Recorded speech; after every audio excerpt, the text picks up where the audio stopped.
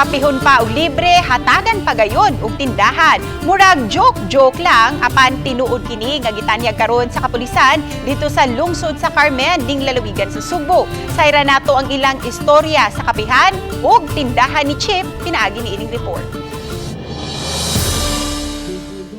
Dili tinda lang kung dili tibuok tindahan yun ang ihatag sa mga deserving Carminanons ilabi na kadto mga grabing naapektuhan sa pandemya. Ubos kini sa tindahan mo ablihan ni Chip project sa Carmen Police Station. Suma sa hepe sa kapulisan sa lungsod, Police Major Eric Ginguyon nga target nilang magkatukod og usa ka gamayng tindahan matagbuan alang sa mga inahan o amahan aron dunay kapanginabuhian. Ang Carmen PNP na usab ang muhatag kanila og mga baligya og ang mga beneficiary na ang mupatubo nini. Sa among ginagmay nga paagi gusto namo nga makahawa sila sa kalisod. Gusto sa namo gyud na mawin ang every hearts and minds gyud sa every Carminanons.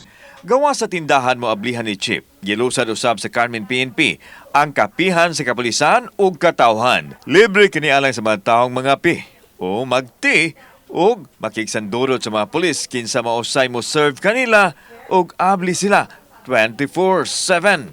Mo serve me og kining free nga coffee o kining water or tea sa public.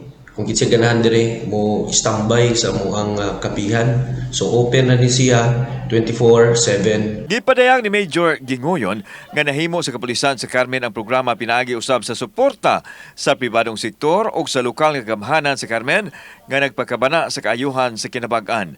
Labaw sa tanan, main goal sa kapulisan sa Carmen nga magkuha ang pagsalig o kumpiyansa sa mga residente isip mga partner sa Philippine National Police. Gusto namo nga naa sila'y salig namo para dili na sila magduduha nga mo report wari sa among station kung naay mga krimen nga nahitabo sa ilang palibot kay naman sila'y salig namo. Dili kini ang unang proyekto sa Carmen Police Station kay una na lang gilusad ang Bible on Wheels ug ang mobile library.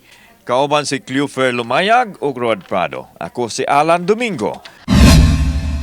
Balitang Bisdak.